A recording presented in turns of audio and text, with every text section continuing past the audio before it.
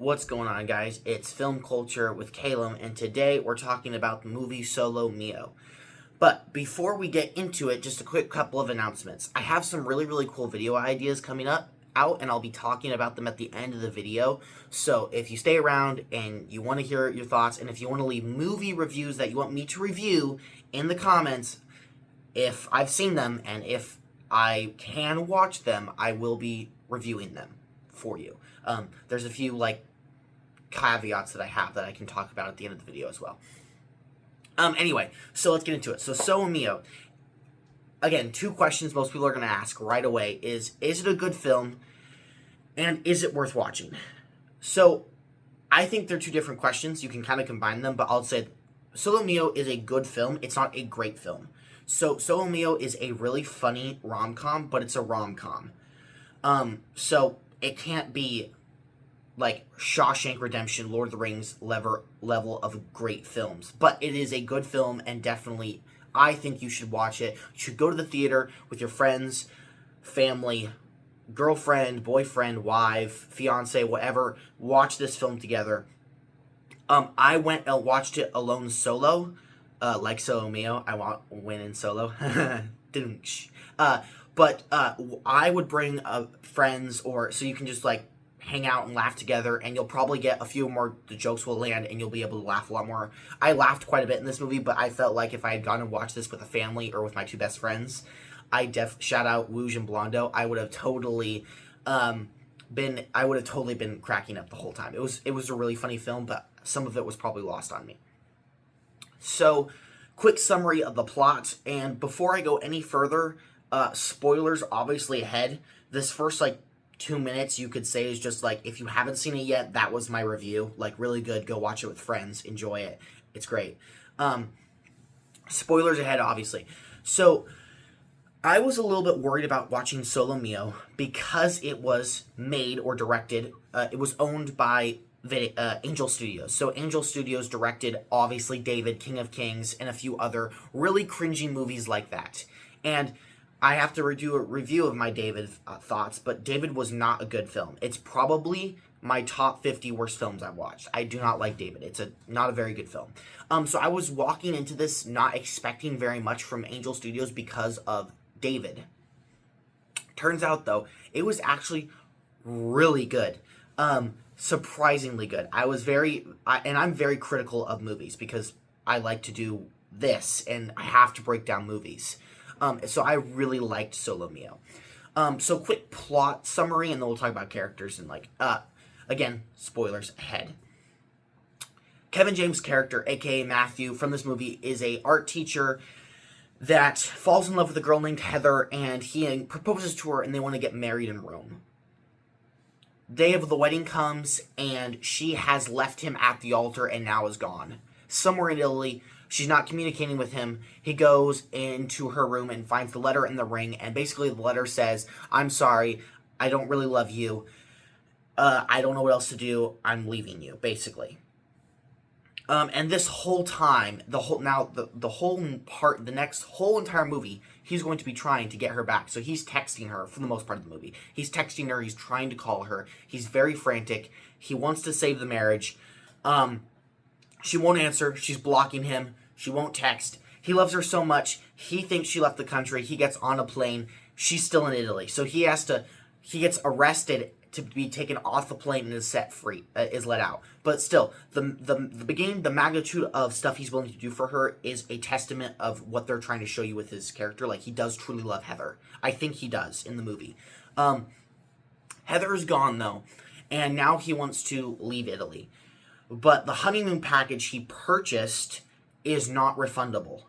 And so the main guy is saying, listen, go out and take it yourself. Do all the cool stuff that you were going to do. And so he bought a bike for two, and so he's biking with only one person on the bike, and people are noticing. And then we meet Jules and Neil. They're kind of still backside characters, but they're pretty funny. I'll talk about them in a minute. They're probably the best part of the movie. So he goes on these biking trips and stops at this coffee shop, and he meets this girl. I don't remember the girl's name in the movie, but my bad. And they start talking, and they start building, a little bit of spark. You can kind of tell. You know that they're gonna, but still. And Kevin James and the lady who plays the lady did a really really good job with their lines and with their chemistry. I will say that was really well done. And so the rest of the movie is him just kind of like dealing with his grief and sadness and feeling alone, but also meeting this woman that he enjoys spending time with, and they keep running into each other. That's kind of the whole movie.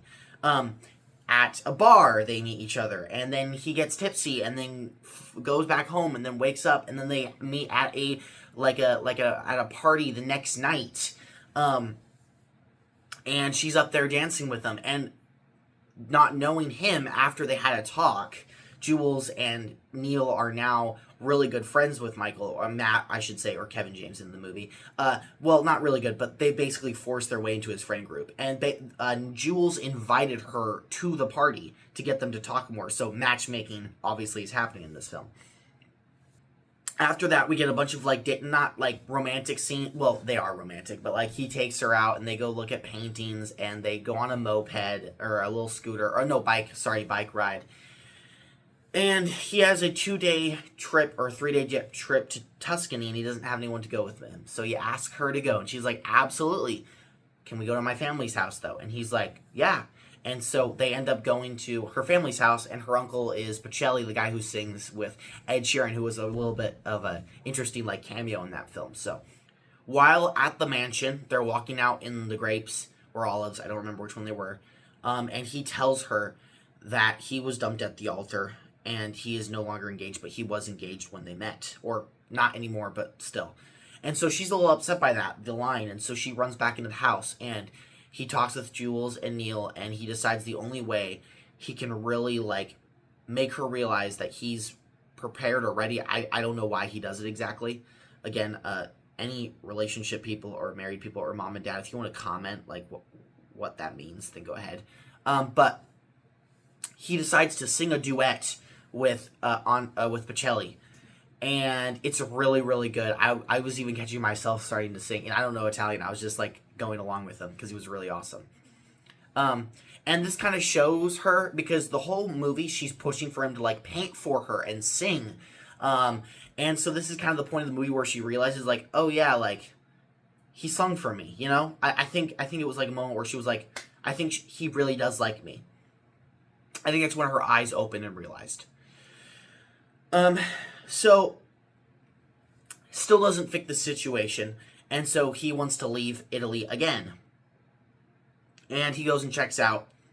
Turns out, no, he was told by Jules and by Neil and somebody else to go and keep pursuing her. The culmination of the movie is when he gets back to the hotel, the last day he's there, Heather is waiting for him in the living room of the hotel, or the social room of the hotel, and they have a talk, a much needed talk for Kevin James's character, a much needed talk. And she says basically, I'm sorry, but I didn't love you, and I feel like this was the best way, and I hope you can find happy. Anyway, they basically end up on equal terms and say that it was probably for the best. And because of this, he now realizes that he loves the other lady, and now he's going to pursue her, and that's what leads to the motorcycle ride, and that's what leads to the Ed Sheeran concert where they go and kiss, and that's what leads to them getting married at the end of the film. It's a really, really good film. I didn't explain it very well, but it's a really good film.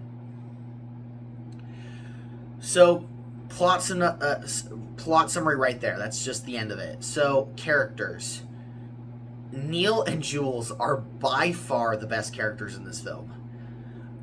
Neil and Jules together are a great duo, and they work really well with Kevin James' character. They're kind of like his much needed friend group at this time. The bros are always there. They're just bros being bros. Again, shout out to Blondo and Woosh. So they have really good chemistry. There's a couple really emotional scenes where he's kind of angry, and he's like, You've divorced your wife twice, and have you come back? And she's still accepting you, and you still have gotten married. And Neil, you're a little bit of a sissy who lets your wife walk all over you, and you married your therapist. Your guys' relationships are shambles. And he's like, And he goes, why do I not get that? He's like, why am I always alone? Why do I have to be alone? And that scene kind of reminisced with me a little bit. I feel like Kevin James. So I really liked that scene. It was a really good like bonding scene. Do you see how strong these three friends are becoming? And they have a bunch of other scenes in a nightclub. They're kind of trying to get him to hard bounce, as they say. So like obviously like, you know, go sleep around or whatever. And he's kind of done with it, but they're both like pushing it. And so like he goes and gets and get drinks and meet this girl. Obviously they don't sleep together, but they're trying to like help him heal from the broken off wedding. But obviously their methods are not working for Kevin. And then Jules and Neil are also, you can tell, are totally matchmaking the girl and him together. Keep running into them, keep inviting her places, keep saying, like, immediately that, like, yes, we go with the trip to Tuscany with you. Because at first, Kevin James really didn't want to go to her house, but then, like, Jules and Neil were like, yes, absolutely, let's bring our wives, too. So they're really, really good in this movie. Those are my two favorite characters. And then their wives are also really, really funny characters. Donna, who is Neil's wife, Neil is the actor who played Jesus in The Chosen. Neil married his therapist, and the whole movie, she is saying that it's not illegal. There's nothing wrong with it. And at the end, she's like, no, it's totally illegal. It's really, really funny because it's brought up several times, and it's just hilarious. And then Jules' wife, I don't remember her name, I feel bad, but at the end of the movie, they say that they've been married, like, and divorced 4 times, and so good for her and good for him for sticking it out, you know, coming back to each other, and that takes commitment, and it is funny, and it's a really good bit, because, like, it feels like it's getting more and more divorces the more they talk about their marriage. So that's a really good bit. I really liked them as well. They were really, really good side characters. A lot of the side characters were really, really good in this movie. I don't have a lot of complaints about the side characters. Yeah, that's about it for the movie. I don't have a lot of other thoughts. It's kind of just a straightforward rom-com. I don't usually like rom-coms. I might do a rom-com tier list of the ones I've watched, if you guys are interested about that. I really want to do movie tier list too, because I do everything by tier list. So yeah, that's Solo Mio. I would definitely go watch. If I had to rate it out of 1 of 5 stars, I originally gave it a 3.5. I think I went too low. I'm usually too critical of films, so I rate them lower. I think it's a worthy 4-star film. I don't think it goes any higher, but I think a 4-star, well, not a great film, a very good film. 4-star, a very good film is where it belongs. Anyway, Solo Mio. You made it through the review. Now, I'm going to talk just for a minute about some of the ideas that I have for my channel, because we are growing. I have 192 subscribers because of you guys, with almost 150,000 views since I started this channel. 2023, which has been quite a long time ago, but I didn't post for a year, so it's been a really good comeback, and I've really appreciated you guys. I'm thinking of really 2 ideas. I'm thinking of doing movie tier lists, so like ranking like action films, ranking musicals, ranking rom-coms, doing all of that on a tier list, and then posting that on my opinions, and maybe having some of my friends who come along and we'll do it together. And then also, I want to do, because a lot of my movies I've watched, I'm on camp, I go to a Cola Bible College, so I can't watch a lot of PG-13 or rated R films, but the ones I have watched, and I go off campus most days, I will be reviewing one rated R film a week. I'm going to call it Rated R Fridays. I'll probably do a couple more because I've seen so many rated R films, but that's something I really want to do, like an event day, like, oh, this day it's Rated R Friday. Like, we get to dig deep into rated R films. I love explaining rated R films the most because I feel like they have the most message inside of them. I'm a big rated R film guy. So I will be talking a lot about rated R films, because that's mostly my watch bio, probably. So definitely looking forward to do that. Posting reviews where I have someone come on, like Blondo or Wooge, and we talk about their favorite movie and like discuss a little bit of a discussion too. I'll let you know, I'm still kind of brainstorming all of this. And also, thank you guys for watching my Zootopia 2 video, which has almost 100 views in 12 hours, and that is insane because I've never done long-form content at all. I've always done short-form content, which means a ton to me. So thank you so much for watching that video. Also, my Iron Lung video has 20 views, which is absolutely insane. Thank you guys so much. You're awesome. Yes, also, if there's any movie you want me to review, or if you want me to go into the review that I just did in more detail, leave a comment. I'll review. I've seen a lot of movies. I'll review a lot of movies. My watch list continues to grow. If I haven't seen your movie, I'll probably watch it in the next probably 3 or 4 weeks. That sounds like a long time, but I'm watching a new movie every single day, probably. I've watched 60 movies since the beginning of this year, and they were all new to me. So I'm always watching new films, always.